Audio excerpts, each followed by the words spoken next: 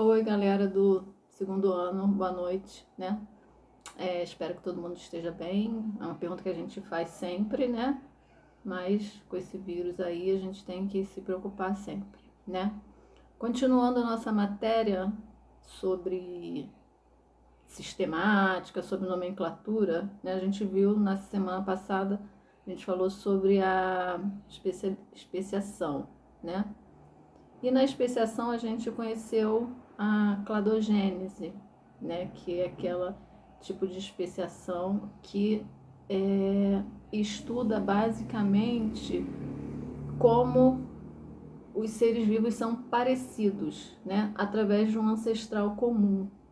Então, através de um ancestral comum, os seres vivos vão evoluindo, né, até que chegam a cada grupo de ser vivo diferente, né? E a cladogênese existe justamente para isso, junto com a filogenia, né? Que é filogenia é o estudo dos seres vivos e as características que eles têm em comum, né? E o que torna eles parecidos. É como se fosse que a gente estuda na faculdade, né? Na biologia tem uma parte da biologia que a gente estuda que é a anatomia comparada, né? Que todos não, alguns animais, né, a maioria deles, até um determinado ponto de desenvolvimento, a gente tinha as mesmas características, né? Uma característica principal que a gente tinha, né, é a cauda, né? O pessoal fala de rabo e tudo, mas é a cauda. Então, até um determinado ponto da evolução, né, embriogênica deles, né, eles possuíam cauda. Alguns animais continuaram a possuir, né?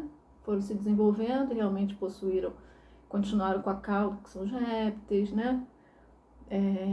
E outros não. Nós, por exemplo, né? A gente não tem cauda, mas até um determinado ponto, que a gente depois vai ver na parte do sistema reprodutor, até uma determinada parte da nossa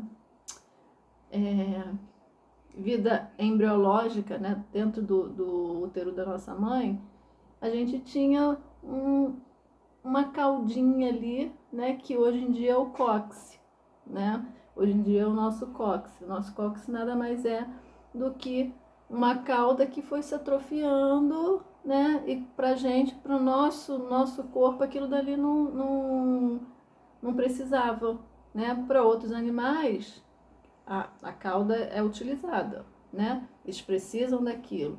Para a gente não. Então foi atrofiando, né? Até que virou só aquele cóccix. E na filogenia a gente vai estudar justamente essa relação entre os seres vivos. Por que os seres vivos eles são parecidos? Mas por que a gente vai estudar isso? Como que a gente vai estudar isso? A gente faz representações, tá?